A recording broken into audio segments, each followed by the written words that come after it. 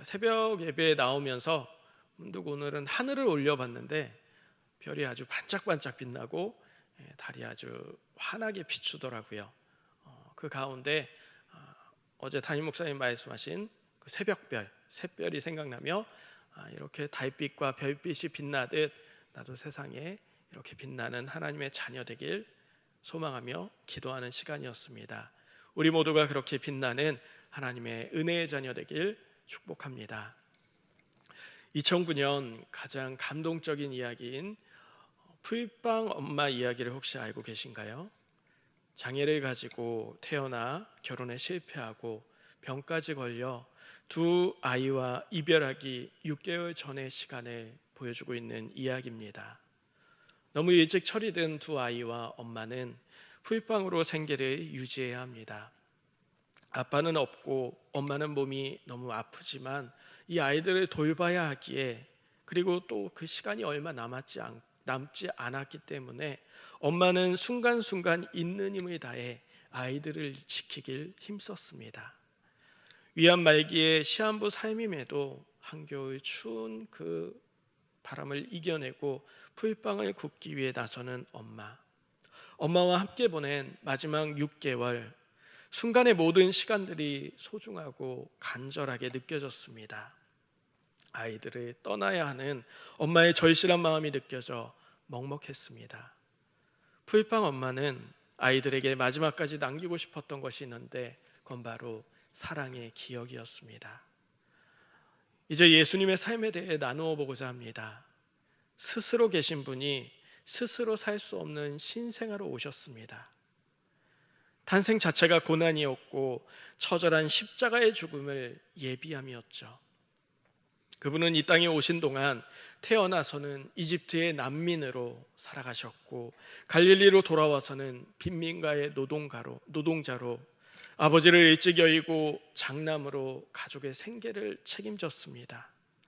공생의 사역 중에는 머리 놓일 곳조차 없는 홈리스의 삶을 살아갔고, 또한 기존 체제를 위협하는 반정부 인사로 간주되어서 여러 고난 가운데 살아갔던 게 예수님의 삶이었습니다.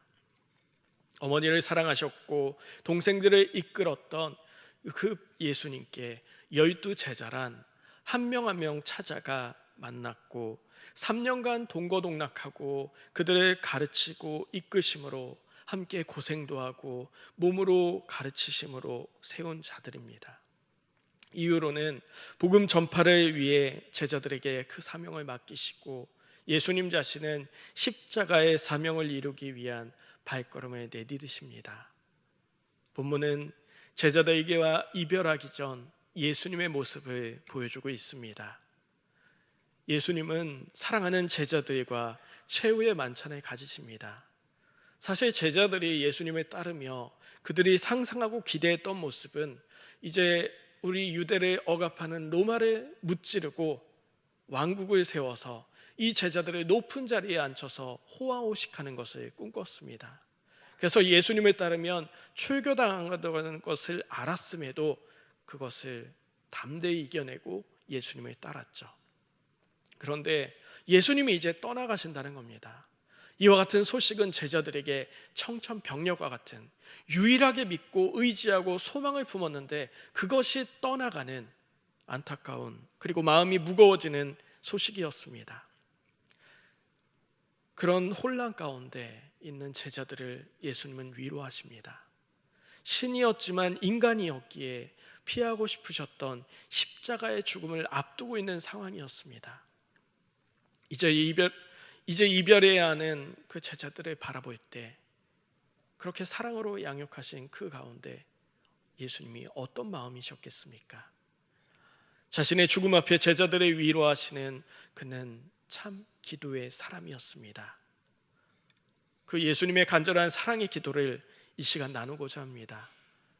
첫째로 그 시작은 제자들이 하나님의 소유임을 밝히는 기도였습니다. 고대 사회에 주인이 누구냐 하는 이 소유권은 존재의 삶을 바꾸는 겁니다. 누구의 소유이냐가 그 사람의 존재의 가치를 나뉘게 합니다. 왕의 종과 백작의 종이 다릅니다. 이는 이러한 소유의 가치는 현 시대에도 동일하게 나타납니다.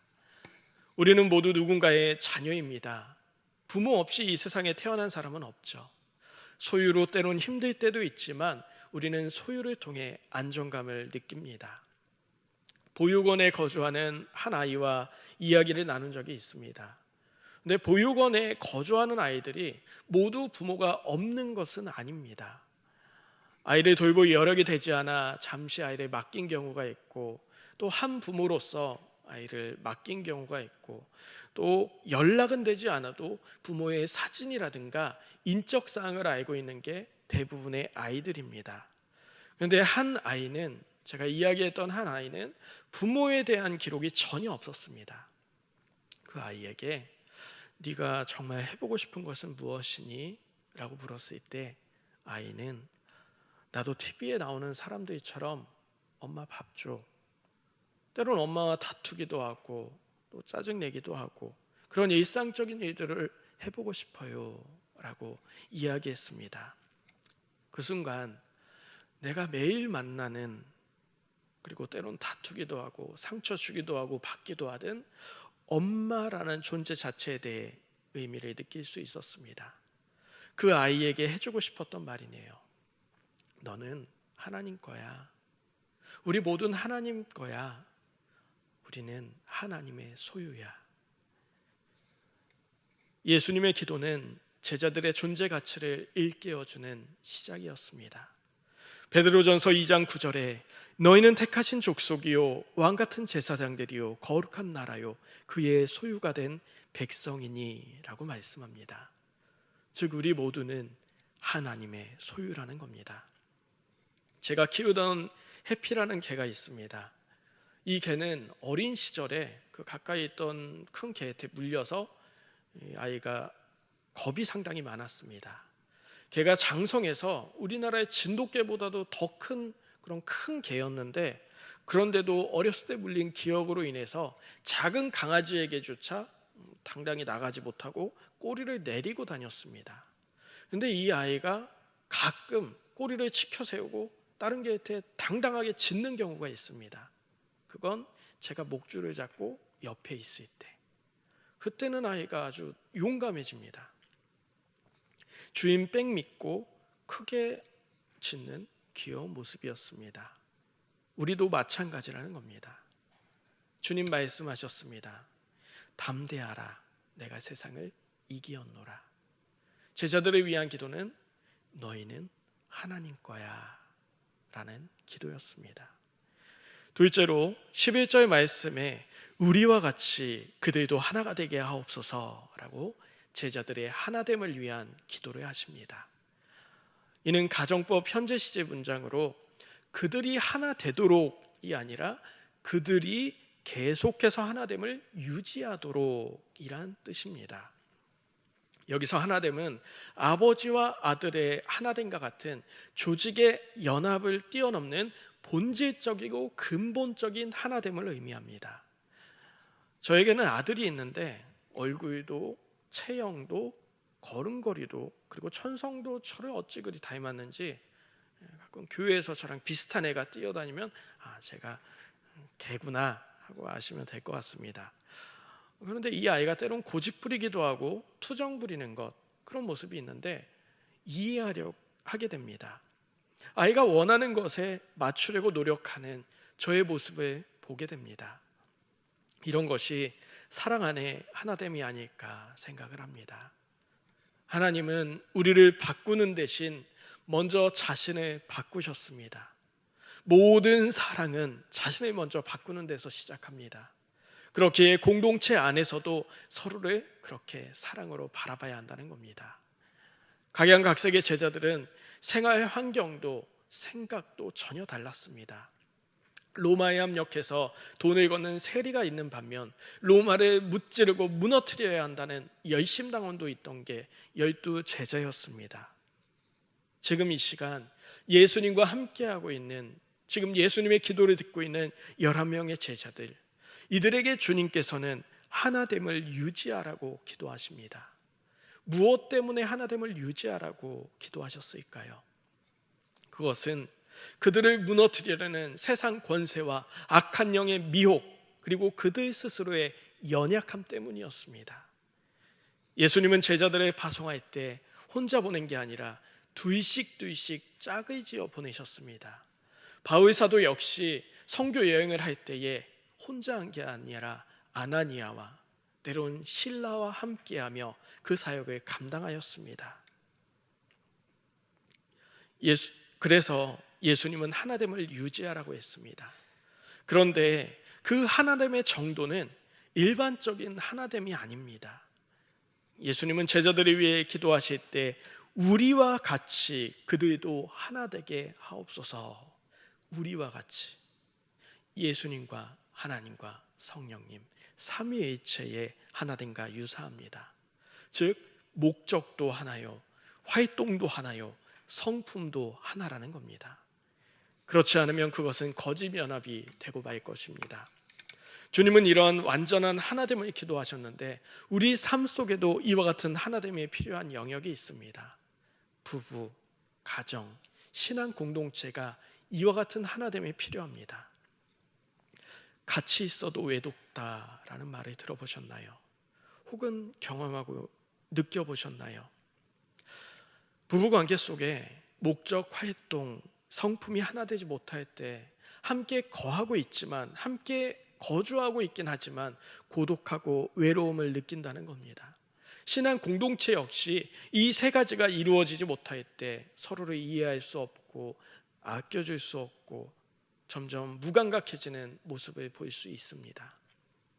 그래서 주님은 완전한 하나됨을 힘쓰라고 기도하셨습니다. 지혜의 왕 솔로몬 역시 한 사람이면 패하겠거니와 두 사람이면 능히 당하나니 삼겹줄은 쉽게 끊어지지 아니하느니라 말씀합니다. 셋째로 15절 말씀과 같이 악에 빠지지 않게 지켜주시길 기도하셨습니다. 악에 빠지지 않게라는 말은 정확하게 번역하면 악한 자로부터입니다. 지금 이 세상 임금 곧 사탄을 의미하는 거죠. 사탄의 미혹에 넘어지지 않게 보전 곧 지키시길 기도하는 주님의 부르짖음입니다. 사탄은 단기적으로 그리고 서서히 넘어지는지도 모르게 우리를 넘어뜨리려 합니다. 먼저 사탄이 유다에게 예수님을 팔려는 생각을 넣은 이후에 나중에는 그 속에 들어가는 모습을 보입니다. 하와를 미혹할 때 역시 처음부터 야, 너 선악과 먹어봐, 맛있어, 좋아, 이게 아니었습니다. 모든 열매를 먹지 말라고 하시더냐? 하나님이 언제 먹지 말라고 했습니까? 그런데 모든 열매 먹지 말라고 하시더냐라는 질문을 통해 선악과에 대해 관심도 갖지 않던 하와가 아닌데, 먹으라고 했는데 먹지 말라고 한 선악과라는 게 있어, 이거를 올무잡아서 야, 그 선악과 먹으면 좋아, 죽지 않아, 이러면서 선악과를 먹게 했던, 서서히 하와를 미혹해서 무너뜨렸던 사탄의 모습을 볼 수 있습니다. 지난 주일 담임 목사님께서 선포하신 말씀에 두아디라 교회를 미혹했던 자칭 선지자, 냉정히 놓고 보면 사탄의 지배를 받은 이세벨은 어떻습니까?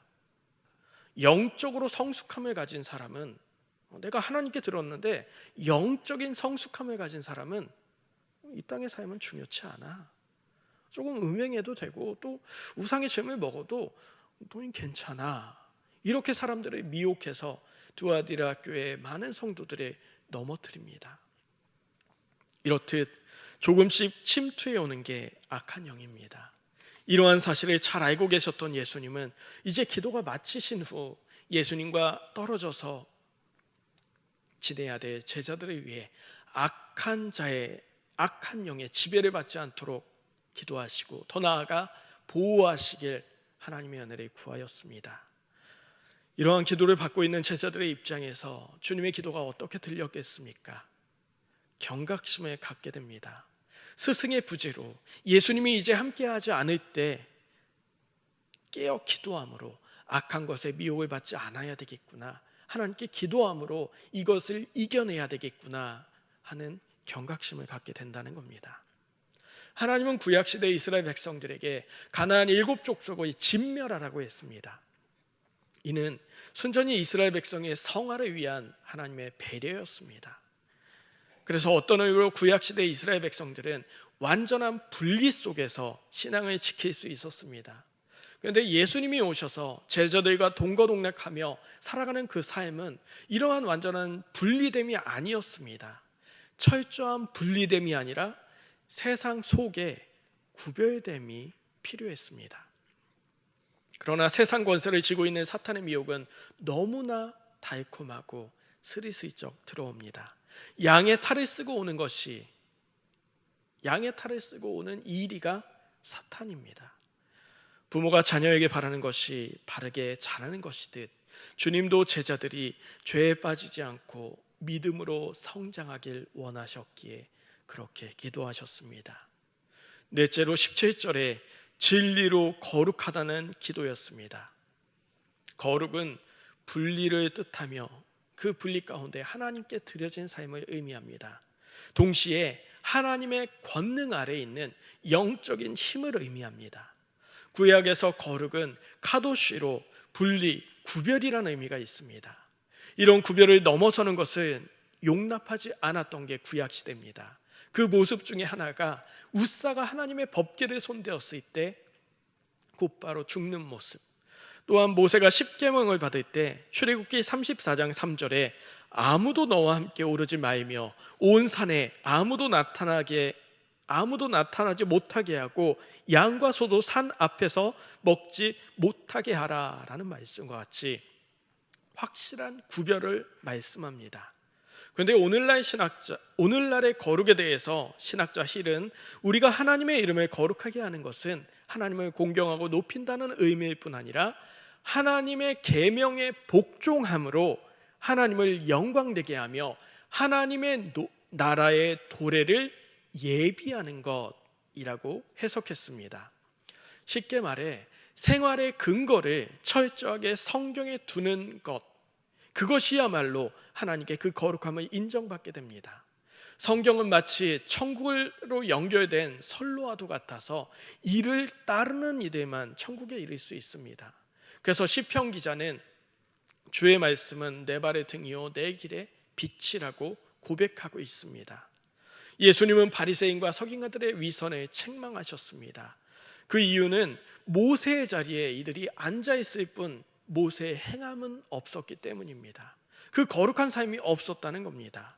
그들의 경건이나 거룩은 속이 빈 강정과도 같은 것이었기에 위선이었습니다. 신앙인이지만 거룩하지 않다는 것, 그 하나님의 말씀을 근거로 살아가지 않는다는 것은 거룩한 영, 그 힘을 갖지 못하는 어리석은 모습입니다. 그래서 예수님은 제자들을 향해 진리로 거룩하길 기도하셨습니다. 예수님의 마지막 기도는 너희는 하나님의 거야. 너희는 내가 아버지 하나님과 하나 된 것처럼 하나가 되어야 해. 악에 빠지지 말고 악한 것에 지배를 받지 말고 하나님의 보호하신 가운데 그걸 이겨내렴 진리로 거룩해야 한단다 라는 따스한 기도였습니다. 제자들을 향한 사랑의 기도가 사랑이 그 기도에 녹아 있었습니다. 우리는 그 사랑의 기도를 배워야 합니다. 우리의 기도가 혹 영원하지 않은 것만을 구하고 있진 않았습니까? 내 자녀를 위한 기도가 혹 내 욕심의 표출은 아니었는지, 기도의 포커스가 예수님의 기도와 맞지 않는다면 이 시간 잠잠히 그 기도를 점검해 봐야 할 겁니다. 우리는 영원한 것, 썩어지지 않을 것을 위해 기도해야 합니다. 서두에 말씀드린 풀빵 엄마의 아이들은 밝고 건강한 모습이었습니다. 그만큼 엄마가 사랑을 주었기에 그렇게 잘 자라난 것이죠. 그 아이들은 엄마의 사랑의 추억으로 장성히 건강히 성인이 될 겁니다. 예수님은 기도로 이별을 준비하셨습니다. 제자들은 자신의 삶을 주의 나라를 위해 살다가 순교하기까지 이 세상에 복음을 전하였습니다. 제자들을 위한 예수님의 기도는 사랑 그 자체였습니다. 사랑했기에 제자들을 위해 기도했고 그 기도 가운데 제자들은 하나님의 은혜를 덧입었습니다. 시편 116편 1절부터 2절에 여호와께서 내 음성과 내 간구를 들으심으로 내가 그를 사랑하는도다. 그의 귀를 내게 기울이셨으므로 내가 평생에 기도하리로다. 우리가 주님을 사랑하며 그 기도에 힘쓸 수 있는 믿음의 자녀 되길 주님의 이름으로 축복합니다. 이 시간 우리의 기도를 돌아보며 사랑의 기도를 하는 우리의 삶이 되기 위해 주님의 이름 한번 부르고 함께 기도